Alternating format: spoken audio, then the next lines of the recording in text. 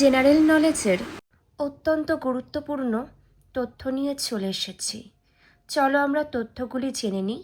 এই তথ্যগুলি খুবই গুরুত্বপূর্ণ। দেখো, বেদকে কেন্দ্র করে আর্য সভ্যতা গড়ে উঠেছিল বলে আর্য সভ্যতাকে বৈদিক সভ্যতা বলা হয়। পরবর্তী তথ্য খুবই গুরুত্বপূর্ণ। বেদযুক্ত স্মিক প্রত্যয় করে বৈদিক কথার উৎপত্তি হয়েছে। নেক্সট, বিদ শব্দ থেকে বেদ কথার উৎপত্তি। বিদ কথার অর্থ হল জ্ঞান, ইংরেজিতে নলেজ। আর্যদের প্রাচীনতম সাহিত্য হল বেদ। পরবর্তী, তামা ব্রোঞ্জের ব্যবহার এই সময় স্পষ্ট। নেক্সট, পরবর্তী বৈদিক সাহিত্যগুলি ব্রাহ্মণরাই লিখেছিলেন। পরবর্তী, পৃথিবীর প্রাচীনতম সাহিত্য হল ঋগ্বেদ। পরীক্ষাতে খুবই দেওয়া হয়। পৃথিবীর প্রাচীনতম সাহিত্য কি? ঋগ্বেদ। বেদ সংস্কৃত ভাষায় রচিত। পরবর্তী, বেদকে অপৌরুষীয় বা ঈশ্বরের বাণী বলে মনে করেন ধর্মপ্রাণ হিন্দুরা।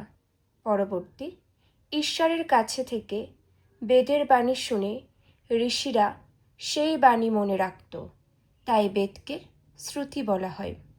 পরবর্তী, বংশ পরম্পরায় মুখস্থ করে বেদকে স্মরণ করে রাখা হতো, তাই বেদের আর এক নাম দেখে নাও। নেক্সট, বেদের বিভাগ ও পরিচয় সম্পর্কে আমরা জেনে নেব। দেখো, বেদের সংখ্যা হল 4টি: ঋগ্বেদ, সামবেদ, যজুর্বেদ, অথর্ববেদ। পরবর্তী, প্রতিটি বেদের আবার 4টি বিভাগ রয়েছে: সংহিতা, ব্রাহ্মণ, আরণ্যক ও উপনিষদ।